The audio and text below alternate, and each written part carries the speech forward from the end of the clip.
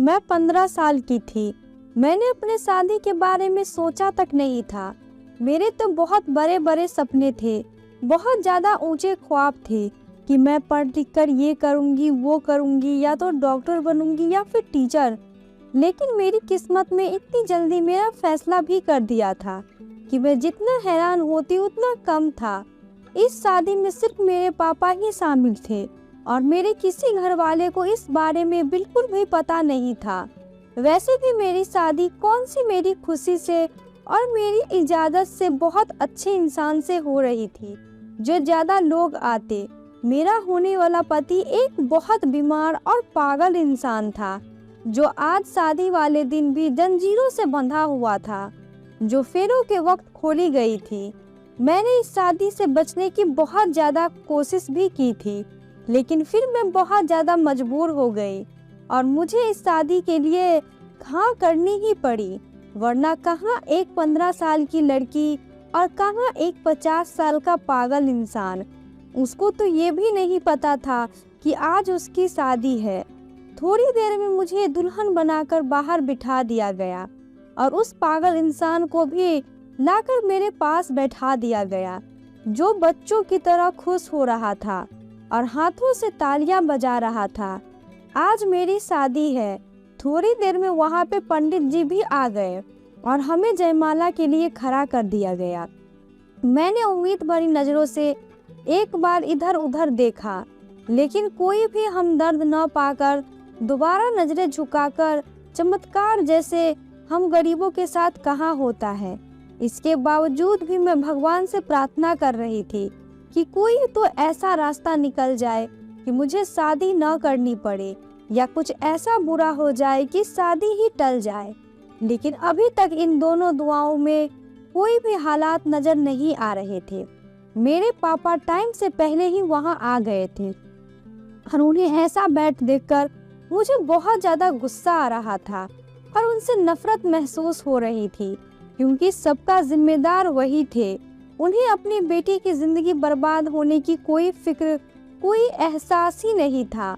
पंडित जी ने मुझे जयमाला करने के लिए कहा तो मैंने उनसे कहा कि मेरी एक शर्त है, उसके बाद ही मैं तुम्हारे भाई के लिए हाँ कहूँगी। दूल्हे का भाई मुझे घूरते हुए कहने लगा, तुम इस वक्त किसी भी शर्त मनवाने की पोजीशन में नहीं हो, लेकिन फिर भी हम तुम्हारे लिए वो सब करेंगे जो तुम चाहती हो। बताओ तुम्हारी क्या शर्त है। मेरी शर्त बिल्कुल भी इस काबिल नहीं थी कि मानी जाती, लेकिन मुझे भी अपने पापा की तरह बेशर्म बनना था। इसीलिए मैंने अपनी शर्त बताते हुए कहा कि मैं उसी सूरत में ही यही शादी करूंगी जब मेरे पापा यहाँ पे नहीं होंगे। इस धक्के देकर यहाँ से निकाल दो। एक पल को वहाँ सन्नाटा छा गया। मेरे पापा के चेहरे की रंगत उड़ गई। उन्होंने कभी सोचा भी नहीं था कि उनकी अपनी बेटी की तरफ से उन्हें इतनी सख्ती का सामना करना पड़ेगा। बेइज्जत से उनका चेहरा लाल पड़ गया था। वहाँ पे मौजूद किसी भी इंसान को ये उम्मीद नहीं थी कि मैं इस हद तक कुछ कर सकती हूँ।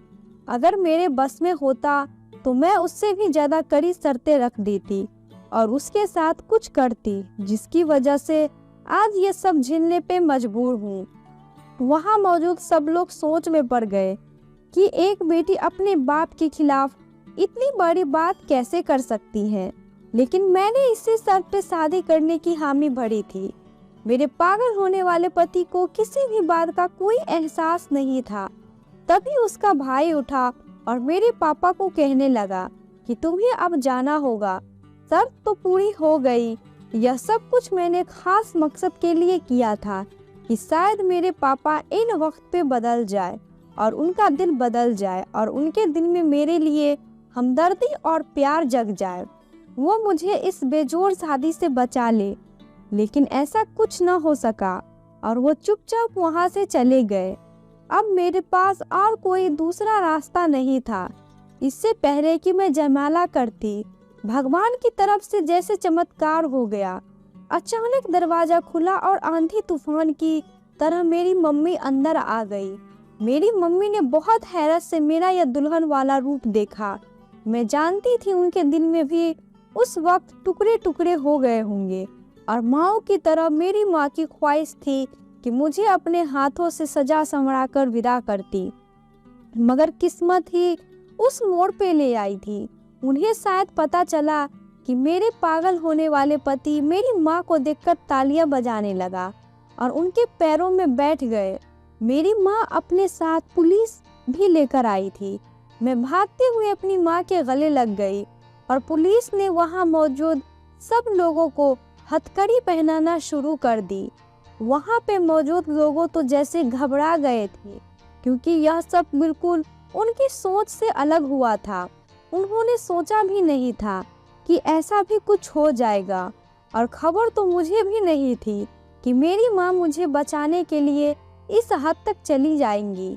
अचानक दूल्हे का भाई मेरी माँ के पास गया और उनसे धीरे से कहने लगा कि तुमने अभी और इसी वक्त अगर यह गिरफ्तारी नहीं रोकी तो गजरी हुई सारी बातें अभी सबके सामने आ जाएगी।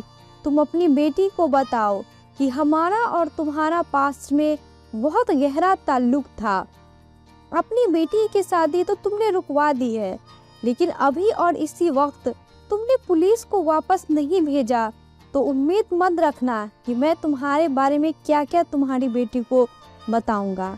मैं पास में खड़ी थी और ये सब मैंने अपने कानों से सुना था। यह सब सुनते ही मेरी माँ के चेहरे की रंगत बदल गई थी, और वो जो पहले बहुत ही जोर से आई थी और उनका गुस्सा ठंडा हो गया था और उन्होंने पुलिस को जाने के लिए कह दिया था। मैं समझ नहीं पा रही थी कि आखिर मेरी मम्मी ने ऐसा क्यों किया, क्यों उनकी बात मानी। मम्मी ने मुझे अपने हाथ से ले गई तो मैंने उनका हाथ झटक दिया और कहा, अभी मुझे बिल्कुल सच सच बताओ कि यहाँ पे क्या हुआ है, बल्कि आज से 16 साल पहले क्या हुआ था। मुझे सारी सच्चाई जाननी है। मम्मी ने रोते हुए जो हकीकत बताई वह सुनकर तो मेरे कदमों तले से जमीन निकल गई। मेरा नाम पूजा है, लेकिन हम जैसों की किस्मत बहुत ही बुरी होती है। मैं भी ऐसे ही नसीब लेकर पैदा हुई थी। मेरी पैदाइश पर मेरे पापा खुश नहीं थे। हर मर्द की तरह उन्हें भी पहली संतान बेटा ही चाहिए था, मगर उनकी और मेरी हम दोनों की बदकिस्मती थी कि मैं पैदा हो गई। मेरी मम्मी को मुझसे बहुत ज़्यादा प्यार था। वो मुझे बहुत ज़्यादा प्यार से रखती थी, मुझसे बहुत मोहब्बत करती थी। जैसे जैसे मैं बड़ी होती गई वैसे वैसे मेरी छोटी बहन भाई बढ़ते गए, लेकिन उनके साथ साथ मैंने जिंदगी का एक और भयानक पहलू देखा कि मेरे पापा एक नशेड़ी थे। वो जो कुछ कमाते वो सब कुछ सारा दिन जुए और सट्टेबाजी में हारकर शाम को घर आते और फिर घर में हंगामा मच जाता। मेरी मम्मी ना उन्हें छोड़ सकती थी और ना हम सबको कहीं दूर ले जा सकती थी। मम्मी पापा की रोज की लड़ाइयाँ घर का हिस्सा बन चुका था कि किसी दिन अगर घर में लड़ाई ना होती तो हम भाई बहन हैरान होते और हमें अधूरापन महसूस होने लगता था। मैं घर की सबसे बड़ी बेटी थी और इन बातों को मैं बहुत अच्छे से महसूस करती थी। जब से मैं समझदारी की उम्र को पहुंची थी, मम्मी ने मुझे छुप छुप कर रखना शुरू कर दिया था। मुझे हर वक्त मना करती थी, अपने पापा के सामने ज्यादा मत जाया करो और गली में बाहर मत निकलना। मम्मी ने तो मुझे घर पे ही बिठा दिया था।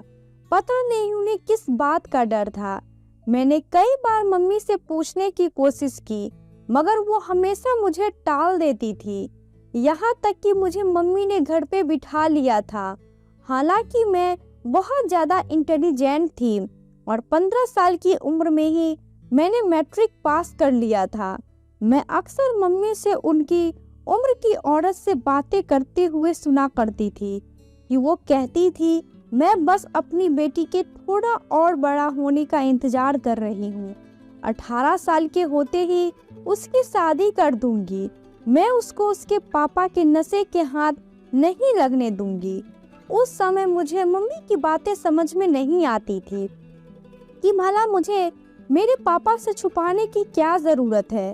इन दिनों वैसे भी घर में मम्मी पापा की लड़ाइयाँ हद से ज्यादा हो गई थी और अब तो हर वक्त घर में लड़ाई रहती थी। उस दिन भी घर में हंगामा मचा हुआ था। मम्मी ने हमें सख्ती से मना कर रखा था कि हम कमरे से बिल्कुल भी बाहर न आए। मैं अपने छोटे भाई बहन के साथ किचन में छिपकर बैठी हुई थी और डर रही थी कि न जाने बाहर ऐसा क्या हो रहा है। मम्मी और पापा के चीखने की आवाजें अंदर तक आ रही थी और हम सब सहमे हुए थे। बार बार दिल चाह रहा था कि मैं बाहर जाऊं और जाकर देखूं कि आखिर चल क्या रहा है, मगर मुझे मम्मी की नसीहत याद आ जाती। मम्मी ने कुछ देर पहले ही मुझे किचन में जाने को कहा और उन्होंने ये भी कहा था कि मैं बिल्कुल भी किचन से बाहर नहीं आऊं, चाहे बाहर कयामत ही क्यों ना आ जाए। और कयामत से बढ़कर यह क्या हो सकती थी कि मेरी मम्मी ठीक ही तो कह रही थी। मेरा दिल दहला भी जा रहा था। न जाने पापा उन्हें क्यों मार रहे थे। ये क्या था जो मेरी मम्मी लगातार चीखे जा रही थी और अब उन आवाज़ों में से एक और आदमी की आवाज़ और शामिल हो गई। मेरे सब्र का इम्तहान भी टूट गया था, तो मैंने किचन का दरवाज़ा थोड़ा सा बाहर की तरफ किया, इसीलिए थोड़ा सा आवाज़ खुलकर झांका ताकि मैं बाहर का मंजर देख सकूं कि बाहर क्या हो रहा है। और जो मंजर मेरी आंखों ने देखा उससे तो मुझे अंदर तक शर्मिंदा कर दिया। मेरे पापा इस हद तक गिर जाएंगे मैंने कभी नहीं सोचा था। वो एक अनजान आदमी के हाथ में अपनी पत्नी यानी कि मेरी मम्मी का हाथ दे रहे थे। वो इंसान शक्ल से बहुत ही ज्यादा शरीफ लग रहा था, लेकिन उनके ऐसे काम देखकर कोई भी तौबा करता। वो मम्मी को खींचते हुए लेकर जा रहा था और मम्मी चीखती हुई खुद को रोक रही थी। कुछ देर तो यह मंजर मैं देखती रही, मगर फिर मुझसे बर्दाश्त नहीं हुआ कि वो अनजान और बदकिरदार इंसान मेरी मम्मी को लेकर जा रहा था। मैं मम्मी की नसीहतों को नजरअंदाज करते हुए जल्दी से भागकर बाहर आई और अपनी मम्मी को छुड़वाने की कोशिश करने लगी। पापा ने यह मंजर देखा तो मुझे थप्पड़ मारकर पीछे कर दिया, मगर मैं नहीं रुकी। मैं भला अपनी मम्मी को इस आदमी के साथ कैसे जाने देती। ऐसा लग रहा था कि जैसे मेरे पापा मेरी मम्मी का सौदा कर रहे हैं और उन्हें बेच आए हैं। मम्मी अपने आप को छुड़वाने की मेहनत करती हुई मुझसे चीख कर बोली कि तुमसे किसने कहा था कि तुम बाहर आओ, तुम अंदर चली जाओ, जल्दी से अंदर जाओ। मैंने कहा मम्मी, मैं तुम्हें कैसे छोड़ सकती हूँ, मैं तुम्हें नहीं जाने दे सकती। फिर मैंने उस इंसान के हाथों पे मारते हुए कि मेरी मम्मी का हाथ छोड़ो, मेरी मम्मी को छोड़ दो। अचानक उसने मम्मी का हाथ छोड़ दिया। मैं और मेरी माँ दोनों ही हैरान रह गए। हमें उम्मीद नहीं थी कि वो ऐसा करेगा, लेकिन अगले ही पल हमारी जान निकल गई जब उसने मम्मी का हाथ छोड़कर मेरा हाथ पकड़ लिया। मेरी मम्मी तड़पते हुए आगे बढ़ी, जबकि मेरे पापे के चेहरे पे कुछ भी नजर नहीं आ रहा था। वो इंसान मेरे पापा को कहने लगा कि अपनी बेटी को मुझे ले जाने दे, मैं तुझे और ज्यादा पैसे दूंगा। मैं डर गई और मेरी मम्मी के भी चेहरे के रंग उड़ गए। मम्मी उस इंसान से मुझे छुड़वाने लगी, मगर मेरे पापा ने मम्मी को चोटियों से पकड़कर खींचा और कमरे में जाकर बंद कर दिया और बाहर कुंडी लगा दी। मम्मी तड़पने लगी और मुझे आवाजें देने लगी, लेकिन इस सब में उस इंसान और उस जालिम बाप को तरस नहीं आ रहा था। पापा मुझसे कहने लगी कि तू फिजूल में खुद को परेशान कर रही है। मैंने सौदा तो तेरी माँ का किया था, लेकिन अब तेरे बदले मुझे ज्यादा पैसे मिल रहे हैं। तू अपने पापा का भला क्यों नहीं सोचती? यह तुझे बहुत ज्यादा खुश रखेगा। जा शाबाश, मेरी बेटी चली जा। मैंने पापा से बहुत कहा कि वो मुझे बचा ले, लेकिन वो तो जैसे पत्थर की मूर्त बन गए थे। वो इंसान ऊंची आवाज में मुझसे कहने लगा, तेरे पापा ने मेरा कर्जा उतारना है और वह इसी सूरत में उतरेगा जब तुम मेरे साथ जाएगी और तूने जरा भी होशियारी दिखाने की कोशिश की तो तेरे साथ बहुत बुरा पेश आऊंगा। वो मुझे खींचते हुए अपने साथ अपने घर ले गया। रास्ते में बहुत से लोगों ने देखा, लेकिन किसी भी की हिम्मत नहीं हुई कि उस जालिम इंसान के साथ कोई पंगा लेता, क्योंकि आज के ज़माने में कौन किसी की सुनता है। अपने घर ले जाते ही उसने मुझे एक कमरे में बंद कर दिया। मैं ऊंची आवाज में रोने लगी। थोड़ी देर बाद कमरे का दरवाजा खुला। एक बूढ़ी औरत मेरे लिए खाना और पानी का गिलास लेकर आई और कहने लगी कि मैं जानती हूँ मेरे बेटे ने तुम्हें यहाँ पे कैद करके रखा है और उसने गलत किया है, लेकिन इससे ज़्यादा गलत तेरे पापा ने किया है जो तुझे उसके साथ आने दिया। लिहाजा जितनी जल्दी हो सके तुम यह हकीकत कबूल कर लो, क्योंकि मैं भी अपने बेटे के खिलाफ नहीं जा सकती। वो मुझे खाना और पानी देकर चली गई और मैंने खाने को हाथ तक नहीं लगाया और रोती रही। यूं ही रोते रोते पता नहीं मेरी आँख किस समय लग गई, और जिस वक्त मेरी आँख खुली तो मैंने देखा जिस कमरे में मैं कैद थी वो खिड़की बाहर आंगन में खुलती थी। तो मैंने वो खिड़की खोली तो मुझे सामने वो बूढ़ी औरत और वो आदमी नजर आ गया। वो बूढ़ी औरत जो दोपहर को मेरे पास आई थी, अपने बेटे यानी जो आदमी मुझे यहाँ पे लेकर आया था, उससे कह रही थी कि इस बेचारी लड़की का क्या कसूर है। जवाब में बोला गया कि मेरे भाई का क्या कसूर था, मैं उसे अपने लिए नहीं बल्कि उसी के लिए लेकर आया हूँ। मैं उसकी बात सुनकर सोच में पड़ गई, क्योंकि उसकी बात मेरी समझ में नहीं आई थी कि यह मुझे किस मकसद से यहाँ पे लेकर आया है। वो मेरे कमरे की तरफ आने लगा था और उसकी माँ पीछे से चिल्ला रही थी कि तुम जानते हो उसका दिमाग ठीक नहीं है, वो पागल है। तुम एक छोटी सी बच्ची को उसके हवाले कैसे कर सकते हो? रुक जाओ, ऐसा मत करो। मैं ये सब सुनकर बहुत ज्यादा डर गई थी कि वो मुझे किस पागल इंसान के हवाले करने जा रहा है। मुझे तो यही लगा था कि शायद वो मुझसे शादी करेगा, क्योंकि हमारे मोहल्ले में जब भी किसी नशेड़ी बाप ने अपनी बेटी को इस तरह किसी दूसरे आदमी के साथ बेचा था तो वो आदमी उस लड़की से शादी कर लेता था। इसीलिए मेरा भी यही ख्याल था कि शायद ये भी मुझसे अब शादी करेगा, लेकिन ये तो कोई और ही बात थी। उसका एक पागल भाई भी था और ये मुझे उसके हवाले करने जा रहा था। उसने कमरे में आते ही दरवाजा खोलकर मुझे पकड़ा और खींचते हुए ले जाने लगा। ठीक उसी कमरे के सामने एक और कमरा बना हुआ था जिससे बाहर ताला लगा हुआ था। उसने दरवाजे पे लगा ताला खोला और मुझे लेकर अंदर गए। मेरे तो होश ही उड़ गए। सामने एक पागल सा इंसान था जिसे जंजीर से बांधा हुआ था। उसका जंजीर बंधे होने का एक ही मतलब था कि वो बहुत ज्यादा खतरनाक था, तभी उसे बांधा गया है। वो मुझे यहाँ पे क्यों लाया है? मैं तो डर के मारे रोने लगी। उस आदमी ने मुझे कमरे के अंदर धक्का दिया और अपने भाई की जंजीर खोलने लगा, जबकि उसकी माँ पीछे से लगातार मना कर रही थी, उसे अपने वास्ते दे रही थी कि वो मेरे साथ इतना बड़ा जुल्म ना करे। मैं वैसे तो 15 साल की थी, लेकिन मैं जानती थी कि लड़की की इज्जत क्या अहमियत होती है। अगर शायद मेरी इज्जत अब उस पागल इंसान के हाथों बर्बाद होने वाली थी। उसने अपने पागल भाई की जंजीर खोल दी और खुद मुझे धक्का देकर उस कमरे से बाहर चला गया और बाहर से उसने दरवाजे को ताला लगा दिया। उसका भाई लगातार मुझे देखे जा रहा था, जैसे वो मुझे पहचानने की कोशिश कर रहा हो। उसके एक्सप्रेशन ऐसे लग रहा था जैसे वो मुझे पहले से जानता है, काफी टाइम पहले से।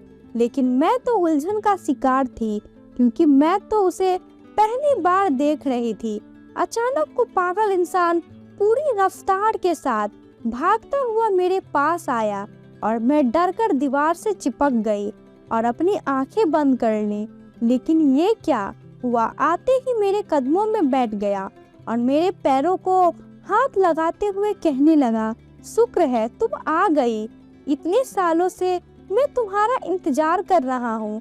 तुम एक न एक दिन जरूर आओगी। और देखो, आज तुम आ ही गई। मैं तो उसकी तरफ से कोई भयानक रवैये का इंतजार कर रही थी। यह सब सुनकर मैं चौंक गई। वो इंसान मेरी मम्मी की उम्र का था और उसका यूं मेरे कदमों में झुकना मुझे बिल्कुल भी अच्छा नहीं लग रहा था।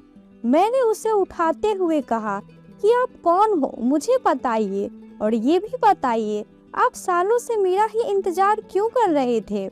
यह बात आपने कैसे कर दी। वो मेरे कदमों से उठकर पागलों की तरह हंसने लगा और तालियां बजाते हुए कहने लगा, आ गई हो, अब मैं तुम्हें कहीं नहीं जाने दूंगा। वो मेरा हाथ पकड़कर अपनी जंजीर से बांधने लगा और मुझे तकलीफ हो रही थी। उसके जोर जोर से हंसने और मेरे चीखने की आवाज बाहर जा रही थी।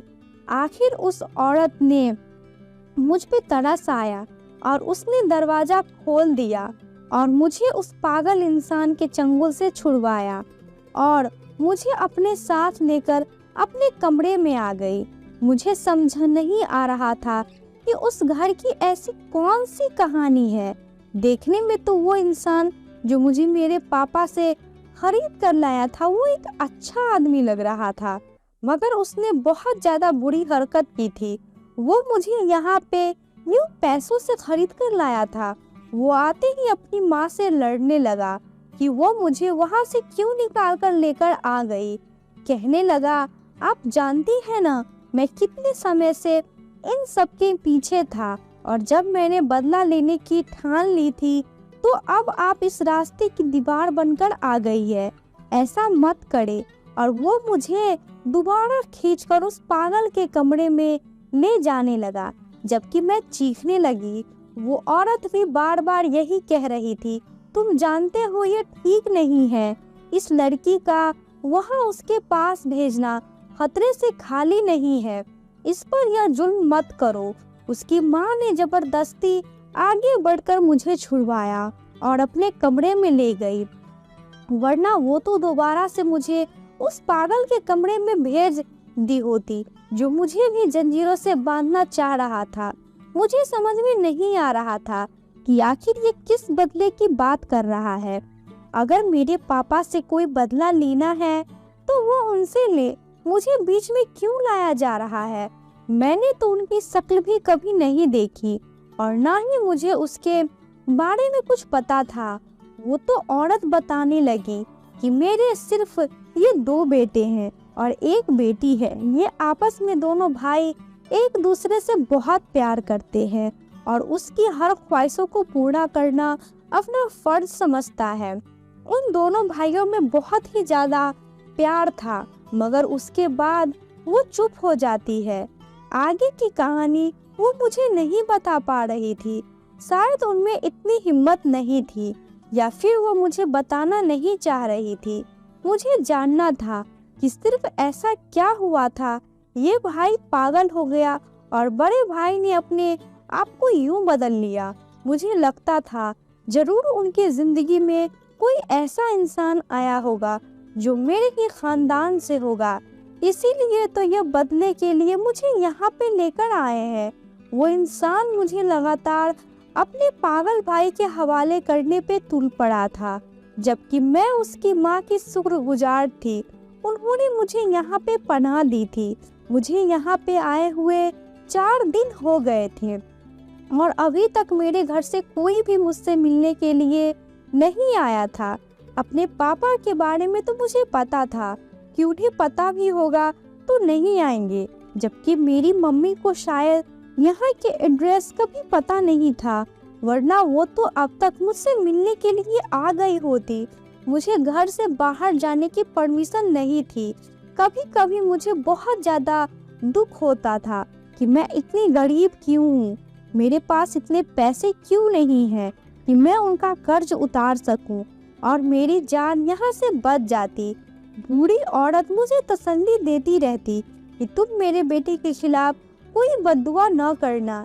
एक बेटा तो पहले ही पागल हो चुका है। मैं नहीं जानती थी कि किसी की बद्दुआ से मेरा दूसरा बेटा भी ऐसा ही हो जाए।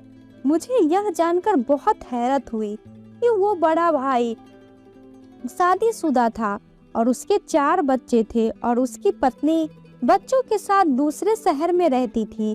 शायद इसीलिए उसने मेरे साथ अभी तक शादी नहीं की थी और यही बात बहुत अच्छी थी और यही बात मुझे वापस जाने की एक उम्मीद की किरण होगी। लेकिन सारी उम्मीद की किरण बुझने लगी थी जब एक दिन वो आदमी अपनी माँ को कहने लगा, आप इस लड़की को बता दीजिएगा, कल मैंने इन दोनों की शादी तय कर दी है। यह सुनकर तो मेरे ऊपर कयामत टूट पड़ी थी और मैं उस औरत के कदमों में बैठ गई थी और माफ़ी मांगते हुए कहने लगी, मुझे यहाँ से जाने दो, मैं शादी नहीं कर सकती। अपने बेटे को देखा ही होगा, वो मुझसे कितना बड़ा है, वो मेरे बाप की उम्र का है। अगर वो एक पागल इंसान है, मैं उसे कैसे शादी कर सकती हूँ। लेकिन मेरी बात नहीं मानी गई और शादी का दिन आ गया और मैं यहाँ पे अपने पापा और मम्मी के होने का बिल्कुल भी इरादा नहीं कर रही थी। लेकिन जिस तरह से अचानक कहानी में नया पहलू आया था कि मेरी शादी रुक गई थी और मुझे मजबूर कर दिया गया था कि मैं अपनी मम्मी से सवाल करूं। मेरी मम्मी वही कुर्सियों पे बैठ गई थी। वो पागल आदमी वही मम्मी के कदमों में जाकर बैठ गया था और कहने लगा, तुमने कितना इंतजार करवाया है, इतने साल हो गए, तुम वापस आई हो। मुझे लगा था कि मम्मी उसे पीछे करेंगी क्योंकि मेरी मम्मी तो उसे जानती भी नहीं थी। लेकिन हैरत का बहुत बड़ा झटका जब लगा जब मम्मी ने उसका हाथ पकड़कर उसे खड़ा किया और बुरी तरह से रोने लगी और माफ़ी मांगने लगी। मैंने कहा, मम्मी अब तो मेरे सब्र की इंतहा हो गई, बताओ तो ये सब क्या चल रहा है। उस पागल की मम्मी बूढ़ी औरत कहने लगी, मैं तुम्हें बताती हूँ ये सब क्या है। तुम्हारी मम्मी और मेरा बेटा एक दूसरे को पसंद करते हैं, एक दूसरे से शादी करना चाहते थे। असल में मेरी छोटी बेटी तुम्हारी माँ की दोस्त थी और उसके जरिए से इसका हमारे घर में आना जाना था। मेरे बेटे ने उसे कहीं पे देख लिया था और हर वक्त इसके गुण ही गाने लगा था। जब भी शादी की बात आती तो साफ कह देता कि मैं तो उससे ही शादी करूँगा। हालांकि हम जानते थे ऐसा होना नामुमकिन है क्योंकि तुम्हारी माँ की और हमारी अलग बिरादरी है और अपनी बिरादरी से बाहर शादी करना नहीं चाहते। लेकिन मेरा बेटा इस रास्ते पर बहुत आगे बढ़ चुका था और किसी भी कीमत पर उसके पास पलटने का कोई भी रास्ता नहीं था। इसीलिए हम उसके कहने पे तुम्हारी माँ का रिश्ता लेने चले गए। हम मामूली नहीं थे, खाते पीते लोग थे। इसके बावजूद तुम्हारे नाना ने हम पे सबकी बहुत ज़्यादा बेइज्जती की और अपने घर से धक्के देकर निकलवा दिया। हमारी हिम्मत कैसे हुई कि उनकी बेटी का रिश्ता लेकर आए। फिर तुम्हारी मम्मी ने भी कॉल करके मना कर दिया, कहने लगी मेरे पापा ने मेरी शादी तय कर दी है और मुझे वहीं पे शादी करनी होगी। तुम्हारी माँ तो शादी करके अपने नशेड़ी पिता के साथ विदा हो गई, लेकिन मेरे बेटे की जिंदगी उजाड़ गई। यह मजनू बन गया और इस हाल में पहुंच गया कि तुम देख सकती हो कि यह अब सिर्फ इसी को पहचानता है और कैसे आते ही इसके पैरों में बैठ गया। वो इंसान जो पापा से मुझे अपने भाई के लिए खरीद कर लाया था, वो कहने लगा मैं सिर्फ तुम्हारी मम्मी से बदला लेना चाहता था, उसे एहसास करवाना चाहता था कि कोई अपना बिछड़ जाए तो दिल पे क्या बीतती है। मैं जानता हूँ कि बदले की इस आग में मैं बहुत आगे तक पहुँच गया था कि मैंने तुम दोनों की शादी करवाने का ही फैसला कर लिया था।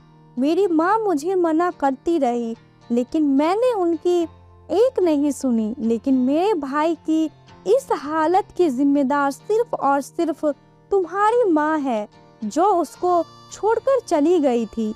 इसीलिए मैं गुस्से से पागल हो चुका था और मैंने वो सब किया जो मुझे नहीं करना चाहिए था। मेरी माँ रोते हुए कहने लगी, मैंने अपनी मर्जी से शादी नहीं की थी, मुझे मेरे घर वालों ने मजबूर कर दिया था।